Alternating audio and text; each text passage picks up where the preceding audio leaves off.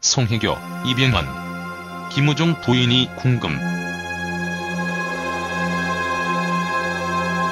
김우중 전 회장 가족과 이병헌은 지난 1994년 인연을 맺었다.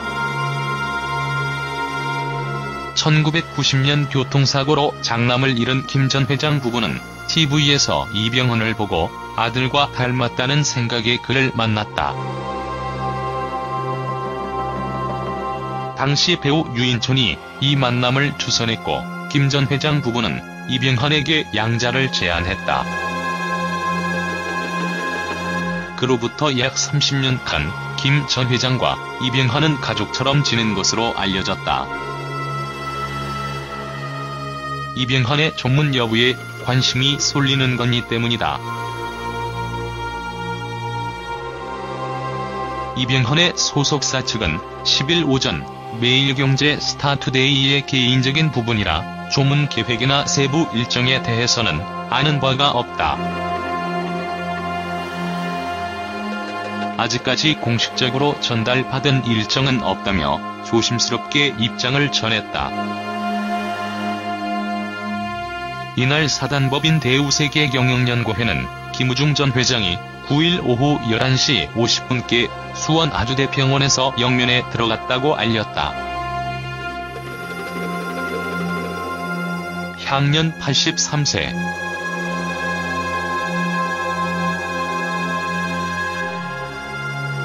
김 전 회장은 지난해부터 건강이 나빠져 통원 치료를 받아오다 최근 입원 치료를 받았다. 폐렴과 알츠하이머 등의 증상을 보여온 김 전 회장은 약 1년간의 투병 생활 끝에 연명치료는 하지 않겠다는 평소 뜻에 따라 가족들이 지켜보는 가운데 평온한 모습으로 타계한 것으로 알려졌다.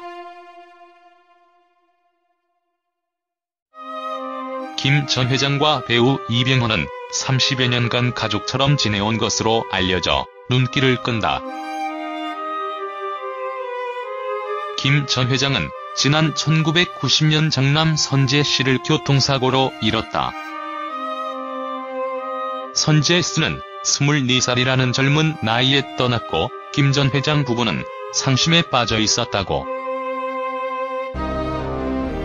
장남이 세상을 떠난 지 약 4년 후 김 전 회장 부부는 TV에서 장남과 닮은 이병헌을 보고 이병헌 측에 먼저 연락해 만나게 됐다고. 대우그룹의 신화를 이룩한 건 인정하지만 엄청난 분식회계로 대우그룹을 완전히 망하게 만들고 인프를 더 심화시킨 인물로 공과가 철저히 갈리는 인물이 김우중 전 회장이죠. 그래도 돌아가셨으니 고인의 명복을 빕니다. 분수를 넘는 개척 정신무리한 대우차 협약. 판매부진이 경영난의 원인. 현대경제 경영은 이응영구까지 이윤 추구 철학. 아무튼 한세기 거물 경영인 많은 사람들의 밥해결사. 분식회계 등등 말은 많지만 도전정신과 한국 기업들의 세계시장 문을 연 건 의문의 여지가 없지. 그 당시 일반인들은 해외여행 제대로 하지도 못한 시대라 세계화라는 단어 자체가 매우 혁신 그 자체였. 사건을 수임한 한 변호사는 사건을 우리에게 맡긴 사람은 김우중 전 회장이 아닌 부인 정희자 씨라고 밝혔다. 정 씨는 이 사건을 맡기면서 변호사에게 내가 방비동 집에 애착을 가질 수밖에 없는 이유를 한숨과 함께 털어놓았다고 한다. 지난해 12월 중순 서울지법 민사항소과 직원 A씨는 한 통의 방송 우편물을 책상 위에 올려두고 잠깐 고민에 잠겼다. 우편물이 되돌아온 곳은 서울 방비동 1에 16번지 김우중 전 대우 회장의 자택이었다. 우편물 봉투에는 수취인 부재 도장이 찍혀 있었다. 봉투 안에 든 것은 같은 달 4일 내려진 법원 판결문. 1심에서 내려진 방비동 자택의 경매 무효 판결은 이유가 없다는 고등법원의 원심 파기 판결문이었다. 며칠 뒤인 12월 20일 결국 A씨는 이 판결문을 법률법인 남산에 다시 보냈다. 남산은 김 전 회장 측의 1심 변호를 맡았던 법률회사. 대우의 굳은 일을 도맡아 처리해온 옛 대우그룹 전속격의 법무법인이다. 두 번에 걸쳐 어렵게 판결문을 발송한 직원 A씨는 일주일 뒤인 12월 27일 김 전 회장 측으로부터 한 통의 답장을 받았다. 바로 김 전 회장의 항고장이었다.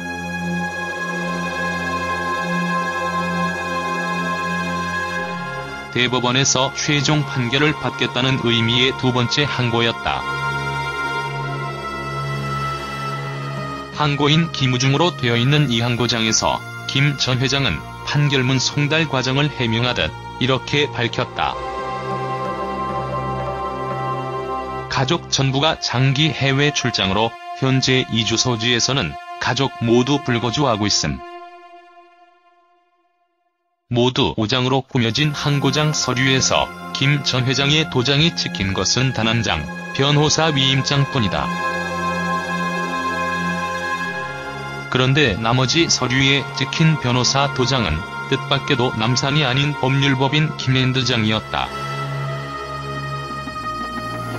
김앤드장은 소속 변호사가 230여 명에 달하는 국내 최대 규모의 로펌 회사. 김앤드장의 한 직원은 이 사건 수임에 대해 김앤드장은 병원으로 치면 서울대 병원 정도로 보면 된다는 말로 설명을 대신했다. 불치의 병으로 이 병원, 저 병원 다 다녀본 환자가 마지막으로 한번하는 심정으로 서울대병원을 찾듯 소송 당사자가 김앤드장의 사건을 맡기는 마음 역시 비슷하다는 것. 할 수 있는 모든 최선의 방법을 다해서 방배동 집이 넘어가는 것만은 막아보자는 김 전 회장 측의 의중이 실렸다는 것이다. 아마도 오늘 트럼프는 한반도를 바라보고 있는지도 모른다. 김정은의 도발 으름장이 내년 자신의 대선 가도에 암초가 될지도 모른다는 일말의 불안으로 몇 개의 카드를 만지작거리며 하루를 보냈는지 모른다. 그러는 동안 그는 한반도의 남쪽에 19년 전 10살의 한국 기업인 파트너였던 은인 하나가 눈감은 소식을 챙길 여유도 없었을까. 어렵던 시절 자신을 기꺼이 지원해주며 시리에서 건져준 김우중 전 대우그룹 회장 말이다. 2016년 트럼프가 대통령에 당선됐을 때 한국 내에서 거의 유일하게 인연이 있는 재계의 인사로 김우중이 꼽혔다. 인연은 가볍지 않았다.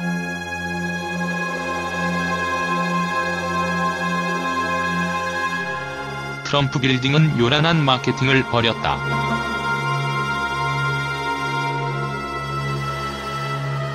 뉴욕 교포들에게 40가구를 예약 분양했고 사전 청약자들을 초청해 헬기로 한강 일대를 조망하는 이벤트를 벌이기도 했다. 1차 분양이 큰 성공을 거두자 이듬해인 2000년 여의도, 2001년 용산에서 잇따라 건물을 지었다.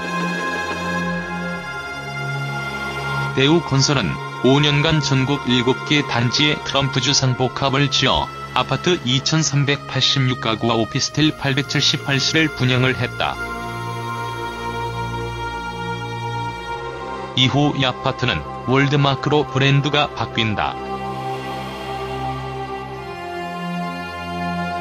그동안 대우건설은 트럼프에게 75억 원가량의 브랜드 사용료를 냈다.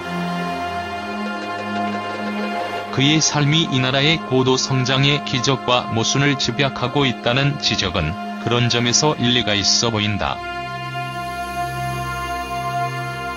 순식간에 국내 4대 그룹에 진입했고 동유럽과 동남아를 선발적으로 개척하던 그 재력을 우리는 한때 샐러리맨 신화라고도 불렀고 세계 경영이라고도 불렀다.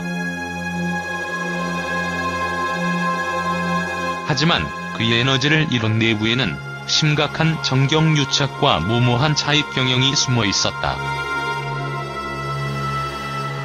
그의 삶은 한 개인의 삶이기도 하지만 이 땅의 기업사이며 경제사의 질곡을 그대로 품고 있다.